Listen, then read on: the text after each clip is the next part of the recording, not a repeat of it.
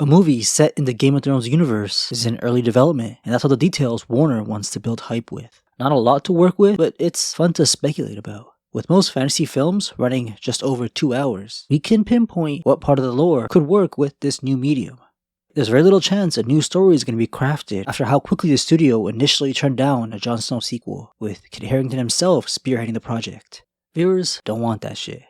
Original plotlines have been what's plagued the 2 adaptations that we do have. Messed up Game of Thrones' ending, and are actively messing with House of the Dragon. No new stories. Why bother with such a big risk when there's a guaranteed profit in adapting a Targaryen story from the past?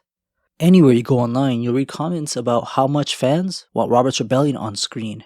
Author of the source material, Martin, has expressed his distaste for that though. His books are actively expanding upon that wild 2-year time period that's still clouded in a little bit of mystery. He says everything you'll want to know about Robert, Rhaegar, Lyanna, Ned, and the Mad King will be in his books, deeply tied to the main conflict in Game of Thrones. Plus, one film wouldn't cut it here.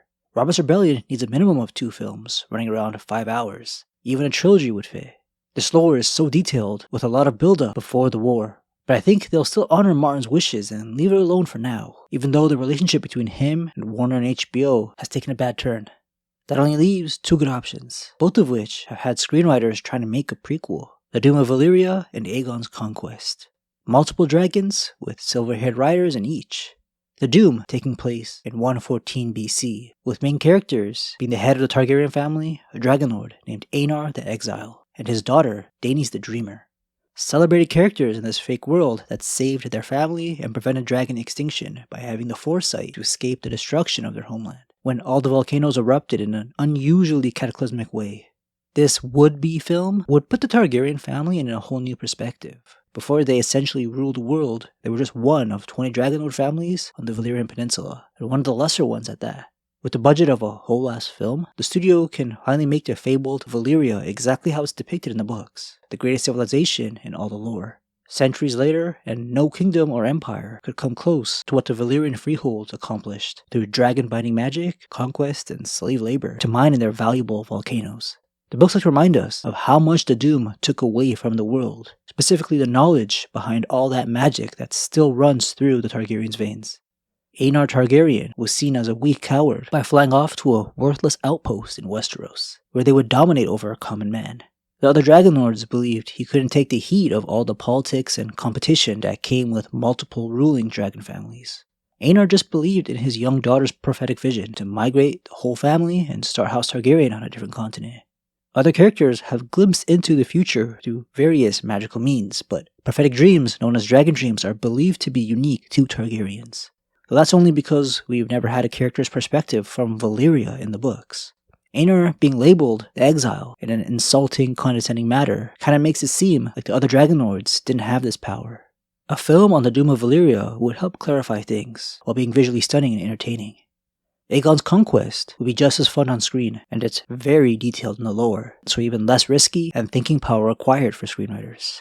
A little over 100 years after the Doom, a 26-year-old Targaryen lord decided to conquer all of Westeros with his 2 sister wives and their 3 dragons. For the past few generations, House Targaryen settled for just the title of Lord over their small island outpost called Dragonstone, despite always having the power to make all other kings around them bend the knee.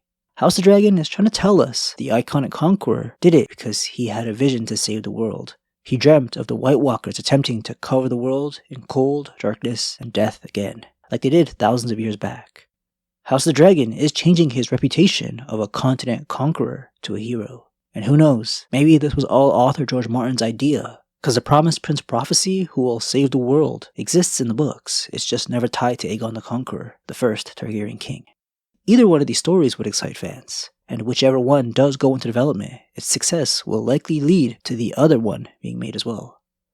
Years ago, I would blabber on and on about how entertaining an Arya sequel could be, but that was before I knew the Hound would be killed off, ending everyone's favorite complex duo, and before Game of Thrones' dumb ending, with Bran ascending to royalty for no good reason, while he did nothing during the war, leaving show fans turned off by the idea of a sequel. We don't need any reminders of how bad they fumbled the biggest airing of fantasy. But let's say Bran was just a spy master advising a more fitting king, with Arya and the Hound as his agents. Sounds kind of exciting, doesn't it? them traveling the world together as assassins or envoys for the sake of the realm and House Stark, with Bran communicating to his big sis through magical dreams. Maybe this could all happen in an animated series like 20 years down the line.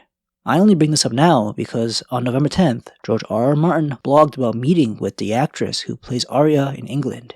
He hints at a possible big project by saying, "We also got together with Macy Williams for pizza and pasta and talked about, well, no, better not get into that. Do not want to jinx it, but it could be so much fun." He's right. Anything with Arya could have been fun if Season 8 didn't sour any potential direct sequels. The film industry as a whole is in a bit of a lull. HBO's hurting too. Giving fans what they've been asking for is the best bet.